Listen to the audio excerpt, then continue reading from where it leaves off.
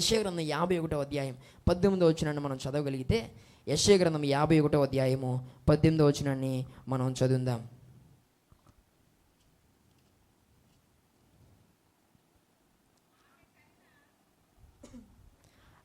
ఆమె కనిన కుమారులందరిలో ఆమెకు దారి చూపగలవాడెవరును లేకపోయెను. ఆమె పెంచిన కుమారులందరిలో ఆమెను చేయి పట్టుకునేవాడు ఎవడను లేకపోయెను. ఎంత బాధ! ఈరోజు నా మాట్లాడుతున్న ప్రియ సహోదరి సహోదరుడా, ఇక్కడ ఎలాంటి ఆ పరిస్థితి చోటు చేసుకుందో మనం ఆలోచన చేయగలిగితే, ఆమె కనినటువంటి కుమారులందరిలో ఎవ్వరును కూడా ఆమెకు దారి చూపేవారు లేకపోయారట. ఎంత విచారకరమైన పరిస్థితి! సరే, కన్న బిడ్డలు ఇలా ఏడుస్తున్నారని ఈసారి ఏం చేసిందట, కడుపును పుట్టినోళ్ళని నమ్ముకుంటే లాభం లేదని ఈసారి పెంచుకోవడం మొదలెట్టిందట. ఎవరిని? కుమారుల్ని. ఈసారి పెంచుకున్నవారు ఏం చేశారట, ఆమె చెయ్య పట్టుకుని నడిపించలేని స్థితిలో వారు ఉన్నారు. ఒక రకంగా చూస్తే కన్న కుమారులేమో దారి చూపలేని పరిస్థితిలో ఉన్నారు. అలాగని కుమారులను పెంచుకుంటే వారిని కూడా తల్లిని చెయ్యి పట్టుకుని నడిపించలేని పరిస్థితిలో ఉన్నారు. ఎంత దయానీయమైన పరిస్థితి ఈ తల్లికి వచ్చింది ఒకసారి ఆలోచించే. నేటి దినాల్లో చాలామంది తల్లిదండ్రులు నిర్లక్ష్యం చేస్తున్నవారు ఈ యొక్క ప్రపంచంలో కోకోలుగా ఉన్నారు.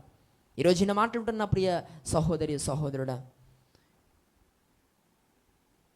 మీ యొక్క తండ్రితో, నీ తల్లితో నీకు ఎన్ని సెల్ఫీలు నీ మొబైల్లో నువ్వు తీసుకున్నావో నాకు తెలియదు, కానీ నీ ఫ్రెండ్స్తో అయితే చాలా ఉన్నాయి. నువ్వు అవునన్నా కాదన్నా దేవుని స్తోత్రం కలుగును గాక. ఇది ఒక చిన్న ఎగ్జాంపుల్ మాత్రమే, కానీ దీనిలోనే నీకు అర్థమవుతుంది నువ్వు ఎవరికి ఎక్కువ ప్రాధాన్యత ఇస్తున్నావు అనేది. ఈరోజు వేల రూపాయలు పెట్టి ఎంతో ఎక్కువ మెగా పిక్సెల్ ఉన్నటువంటి మొబైల్స్ని కొనుక్కుంటున్నారు. అవతల ఎలా వస్తుందో యువతలు ఎలా వస్తుందో చూసుకోవడానికి కూడా ఫోటో ఎవరితో దిగుతున్నారు? ఫ్రెండ్తోనే. ఎండ అయిపోయి ఓడితోనే ఫోటో. దేవునికి స్తోత్రం కలుగును గాక. హల్లెలూయా. ఈరోజు నా మాట్లాడుతున్న ప్రియ సహోదరి సహోదరుడా, చాలా జాగ్రత్త మనం గమనించాలి. ఈరోజు నీతో ఉన్నటువంటి వారు ఎవ్వరు కూడా శాశ్వతం నీతో ఉండేవారు కాదు. నీ ఉన్నంత వరకు నీ పట్ల బాధ్యత కలిగిన వారు కాదు వారు. నిజమేనండి. ఈరోజు ఎవరు మనకు బాగు కోరేవారంటే తల్లిదండ్రులే కదా. కానీ ఈరోజు వారి పట్ల నీకేం లేదు, ప్రేమ లేదు, వారి పట్ల బాధ్యత లేనటువంటి పరిస్థితి. ఈరోజు నేను మాట్లాడుతున్న ప్రియ సహోదరి సహోదరుడా, ఈరోజులో చాలామంది పిల్లరా ఇద్దరు 10 మందిని కని పెంచి వారిని పోషించగలిగితే, ఈరోజు పిల్లరా ఆ 10 మంది ఇద్దరిని పోషించలేనటువంటి దినాల్లో ఈరోజు మనం ఉన్నాం. అవునంటారా కాదంటారా? మీరెలా కాదంటారులేండి, దేవుని స్తోత్రం కలుగును గాక.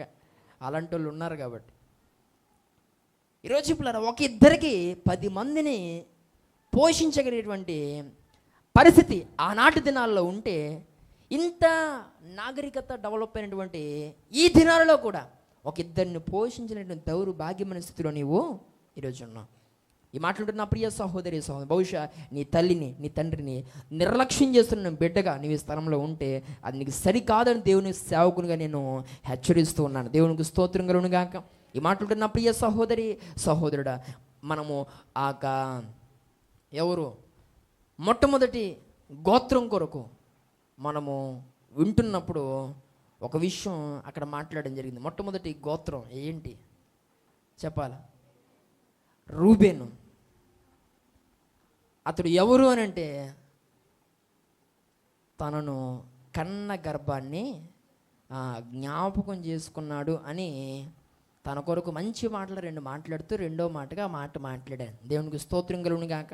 ఈ ప్రత్యేకమైన సమయం మనం గమనించాలి. దేవునికి వాక్యము కూడా సెలవిస్తుంది, నీ తల్లిదండ్రులకు నువ్వు ప్రత్యుపకారము చేయాలి. ఈరోజు వారు నీకు చేసిన దానికి నువ్వు వారికి ఏం చేస్తావు తిరిగి అని అంటే ఏమీ చేయట్లే. ఈరోజు ఇలా మాట్లాడుతున్న ప్రియ సహోదరి సహోదరు, తల్లిదండ్రులు నిర్లక్ష్యం చేయొద్దని మరొకసారి దేవుని సాకునిగా నేను తెలియజేస్తూ ఉన్నాను. వారు ఎప్పుడు కూడా నీకేం కాకూడదు, భారము కాకూడదు. ఈ ప్రత్యేకమైన సమయంలో రాబోతున్న దినాల్లోనైనా వారి పట్ల ఒక ప్రత్యేకమైన శ్రద్ధను, బాధ్యతను కనపరచాలని దేవుని సేవకునిగా నేను తెలియజేస్తున్నాను.